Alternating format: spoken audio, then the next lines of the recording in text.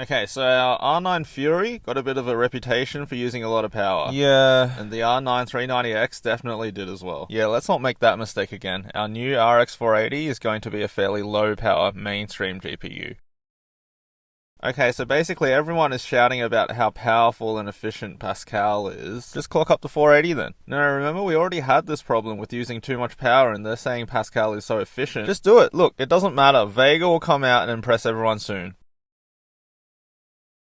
Alright, look, they just did this new ray tracing thing. Hi, Clocks! Hello! So, having tested the GTX 1060, the natural move for me was to, of course, test the RX 590? Now, I promise, while I am a little bit of an AMD fanboy, this somewhat unfair comparison is just because I got this for cheap and can't be bothered getting an RX 580. It's incompetence on my part, not bias, I swear. So as a quick rundown, this was released in November 2018 as basically a higher-clocked RX 580 that had been released more than a year and a half earlier.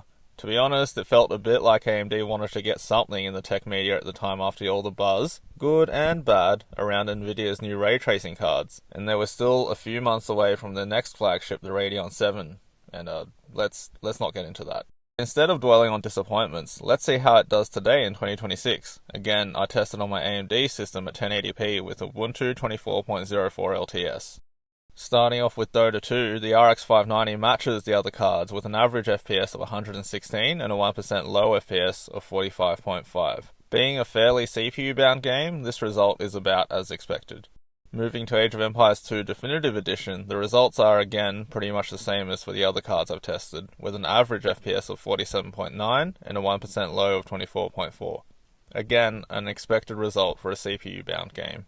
For Counter-Strike 2, the RX 590 gave an average FPS of 90.4 and a 1% low of 50.8.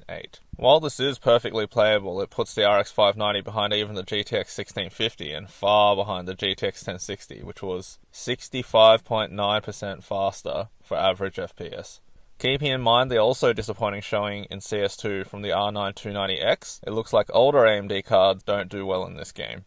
In Shadow of the Tomb Raider, a heavily GPU-bound game, the RX 590 gave an average FPS of 74.2 and a 1% low FPS of 40.1. This is 18% faster than a GTX 1060. I suspect a combination of newer drivers and extra VRAM came into play here.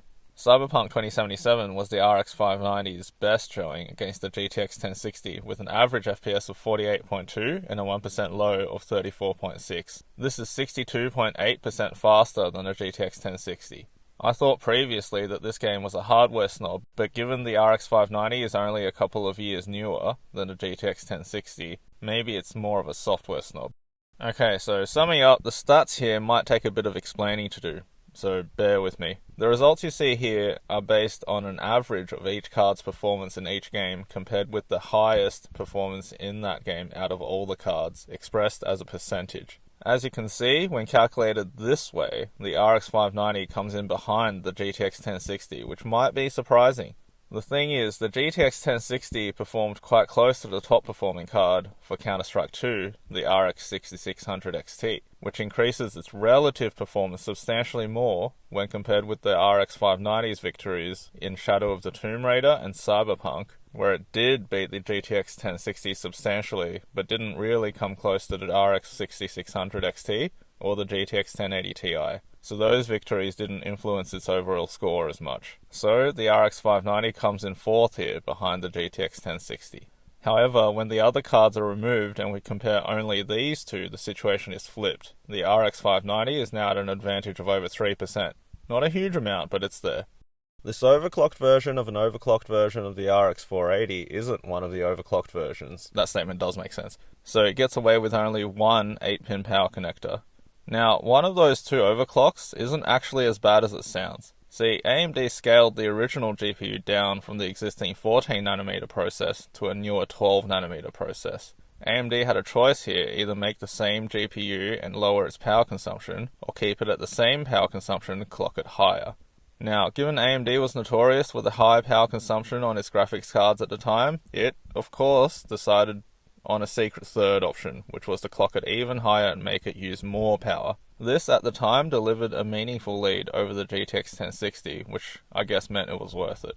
To paraphrase a great poet, the RX 590 may be bad, but it was perfectly good at it. So, should you buy one today?